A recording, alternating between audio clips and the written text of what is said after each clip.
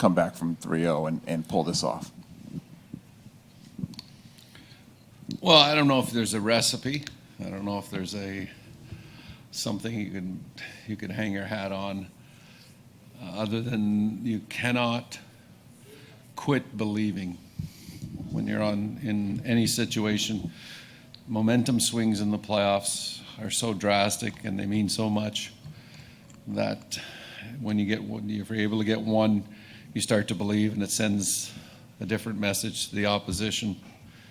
You get two, and then it really sends, well, we can get this done, and then the intensity level from your perspective goes up dramatically.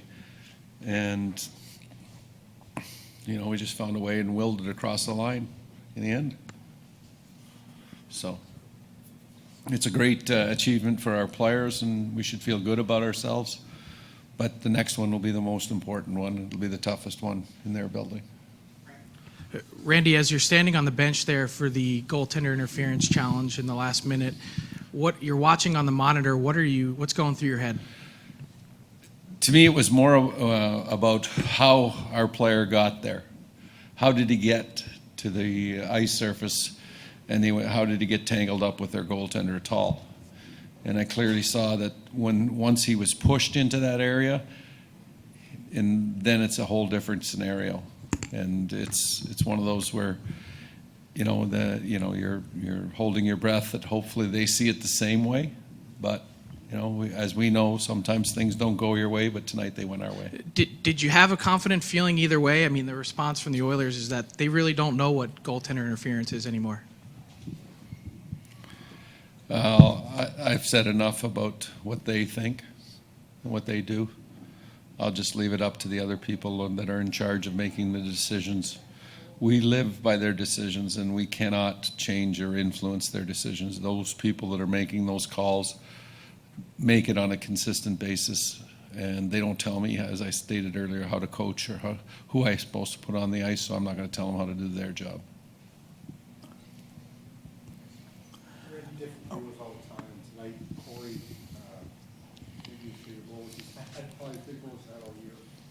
His resolve. Well, that's the thing is that the criticism that has been directed towards Corey Perry for lack of offensive production, over the course of the season, and there's lots of it that has went his way, and it's not always the individual. You cannot always look at the individual and say, hey, that he's supposed to do this or he's supposed to do that. The game evolves, people change. The one thing you can't stop is that clock. And I found that out early when I was 40 years old. The clock started to go at warp speed. And I'm sure a bunch of you guys feel the same way.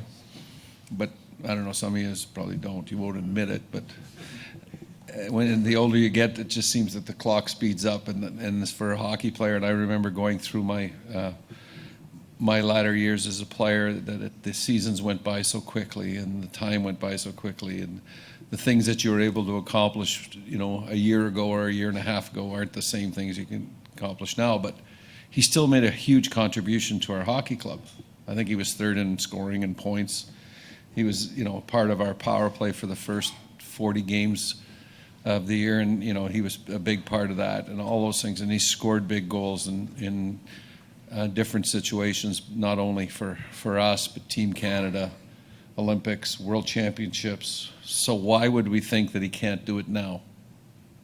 And there's a perfect example of a guy reaching back and getting the job done.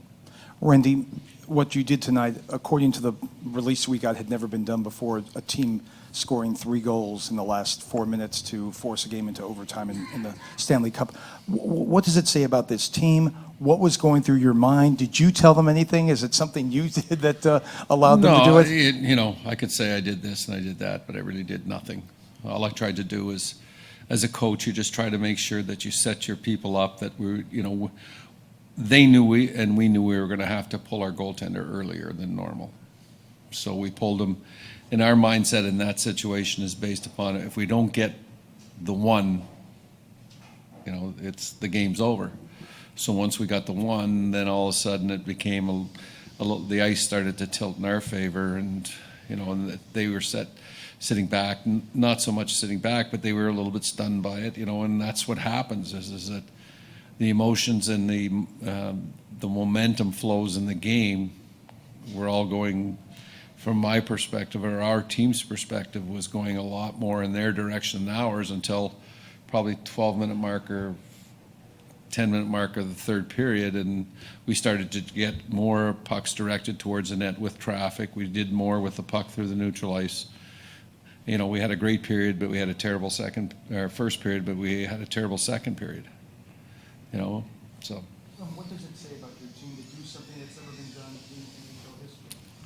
Well, when it's all over and the season's over or whatever, you can look back at that stuff, but it means very little right now, I guarantee you.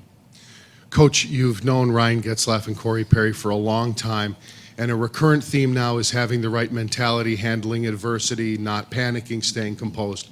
What do you see in your two of your key leaders, that they're able to handle, more and more, or have that kind of mentality now? Well, because they have been there before. They've been in more pressure situations than this. They've been exposed to this type of atmosphere a lot more than a lot of guys that are in that dressing room. And then be it at Stanley Cups, Stanley Cup final, Stanley Cup playoffs, World Championships, Olympic, playdowns, all of those things, and these guys have had success at that. So there's an air of confidence with them that if we stay the course, they'll find a way to get it done. And that's really what they do. They lead by example. Randy, in this series, there have been a couple of 2-goal comebacks, a couple of 3-goal comebacks, and across the NHL, there have been more 2- and 3-goal comebacks this playoffs probably than ever before. Any reason that you can see for that? I don't know. As I stated earlier, I think that the momentum swings that take place in the games, it's a good penalty kill, a block shot. I think, and people don't look at the fight tonight with, a young kid fighting a veteran guy. All those things, bode well that your team is competing for the space on the ice. And it's not, it's not rocket science when you're playing up against somebody and they are trying to stop your group from having success, then the emotions get high. And that's really what we're looking at, is saying that we know that we're playing against a very good hockey club, a very exciting hockey club. Some of the best players in the world are on that hockey club. But we have some pretty good players too. We have some young players that are pretty good players too. And we're not going to downgrade what we have. And that's just the way we look at it. We're going to do what we do. We respect the opposition tremendously. But the bottom line is if we do what we do and we play the way to the level we're capable of playing, we have a chance. Randy, over to you, right? Have you gotten a sense, or do you just get a sense that this entire group, for whatever reason, just gets things done in the end? It may not necessarily be pretty or not, or look artistic at times, but sports just is about does. winning. And I don't know if there's anybody that plays games in professional sports that doesn't want to win. And the bottom line is that you can win ugly, you can win sweet, you can win going away. But the bottom line is we want to win. And the team that we're playing across wants to do the same thing, and have done it enough times to know that they have confidence in what they do too. So this is not an easy situation that we're in. And as you see how tight the games are and where the direction the games have gone, this is a very, very difficult series to be involved in. Is there a trait about your team? Well, our team, we believe that we have that confidence, and we have some veteran guys that have been there before, but we have a fair amount of young players that are experiencing this for the first time.